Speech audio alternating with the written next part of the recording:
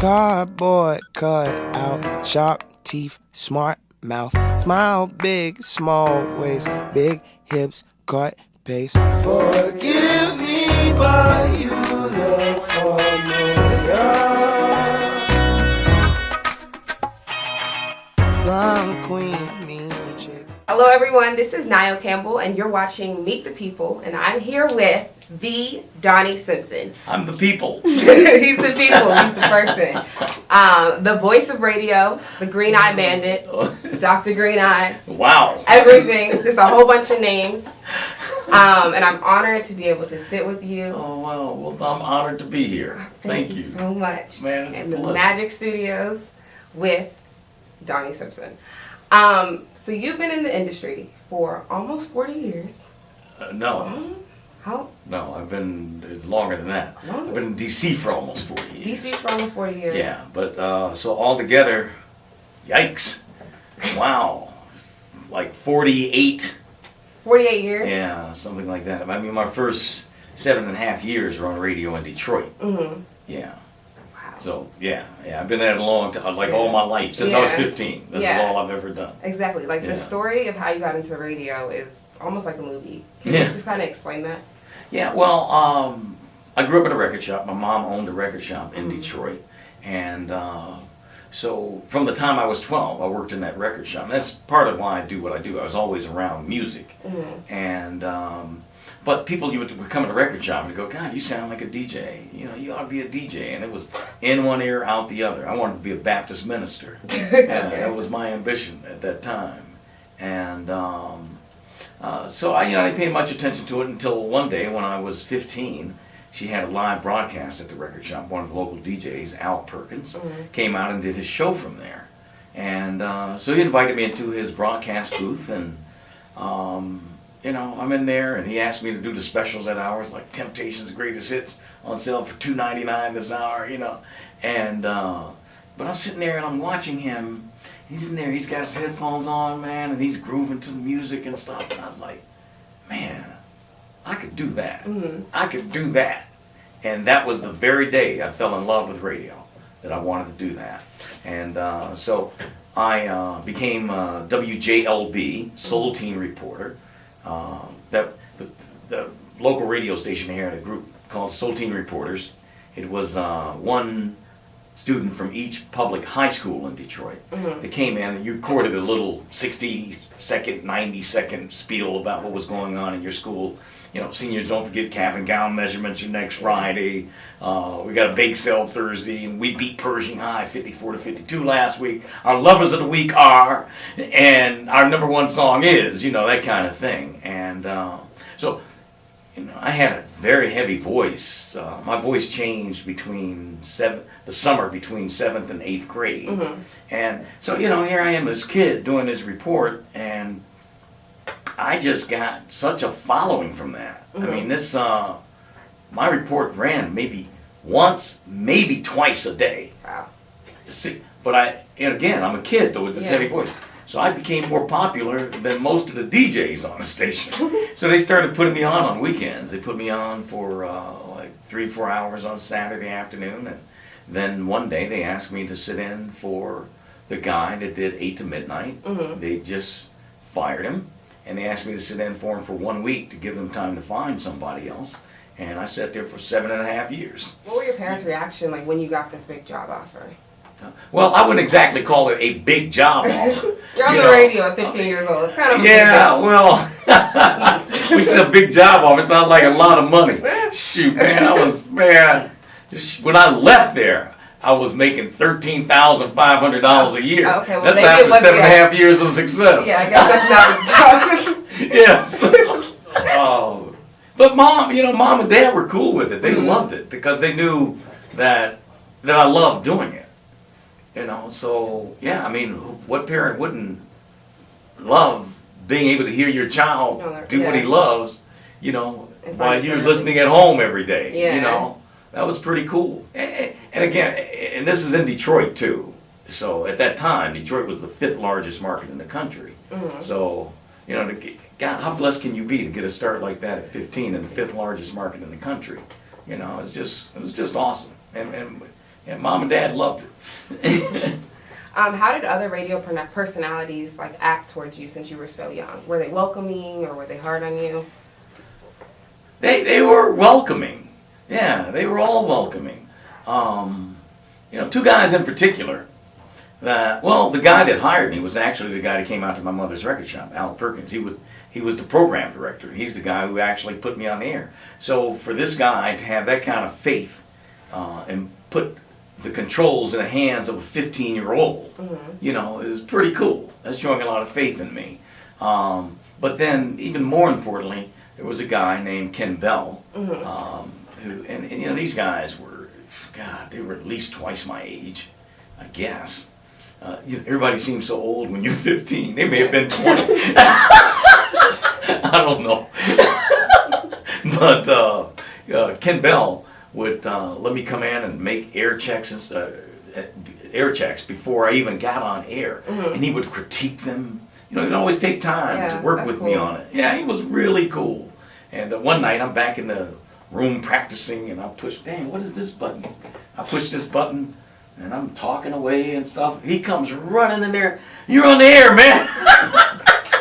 I was in the middle of his show. I was on the air.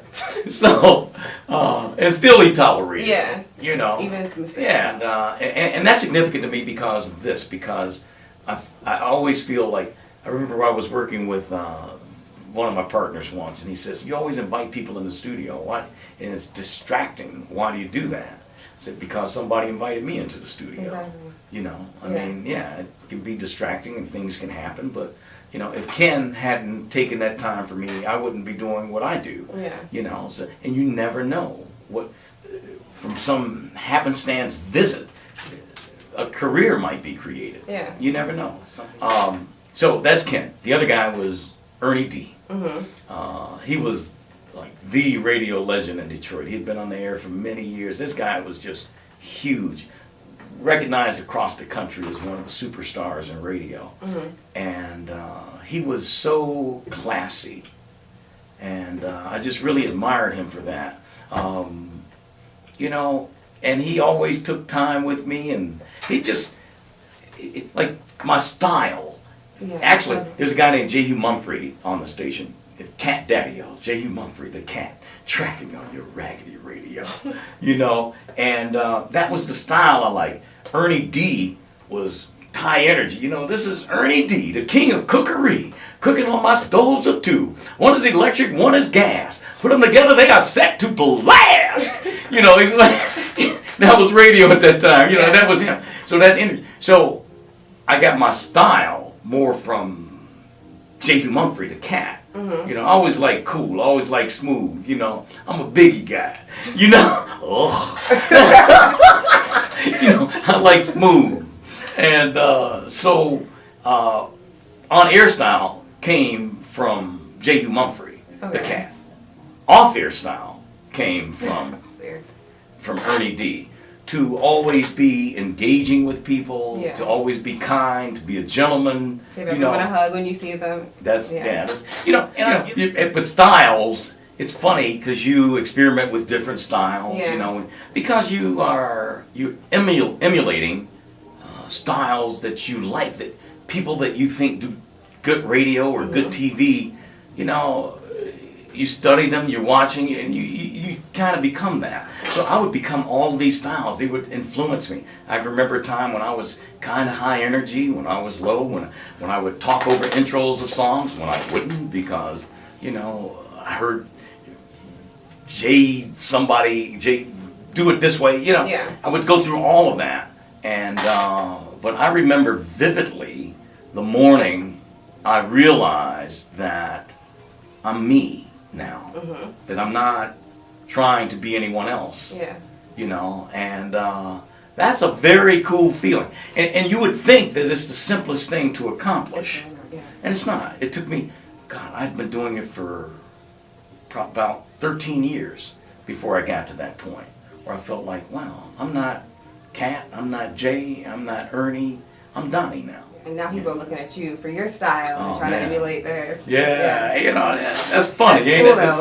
It's like a full circle kind of in a way. It is. But now we're going to move into your television career. Okay. Because you're not just in radio. No. You hosted Video Soul, which is a very popular show. Yeah. And what was that like on television? I was always a radio guy. Mm-hmm. You know, I mean, I enjoy television. I enjoy whatever I do, you know, but I was always a radio guy first. And, you know, I think that maybe there were circumstances that made me feel that way. Maybe because that's what came first. So that was my first love. People pushed me into television, so I ended up doing that. But I think also part of it is that I remember very early on in radio, I had a meeting with this guy. He was a powerful attorney in Detroit. And can you turn that? Early on in my career, I remember having this meeting with this high-powered attorney because I thought I needed someone to represent me.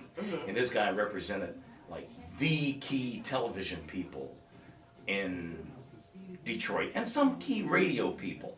So I have this meeting with him, and first thing he says to me, we walk into his office, and he says, well, the first thing we're going to do is get you out of this Mickey Mouse business and put you on TV. And I was so offended by it.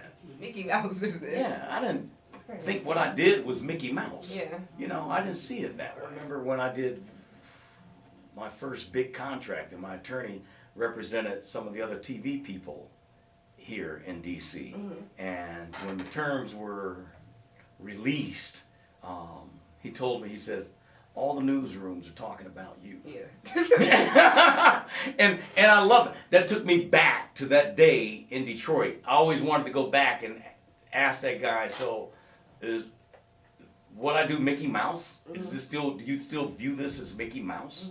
But again, I guess radio was my first love, so I always loved that. But then once I'm on TV, then I love that too.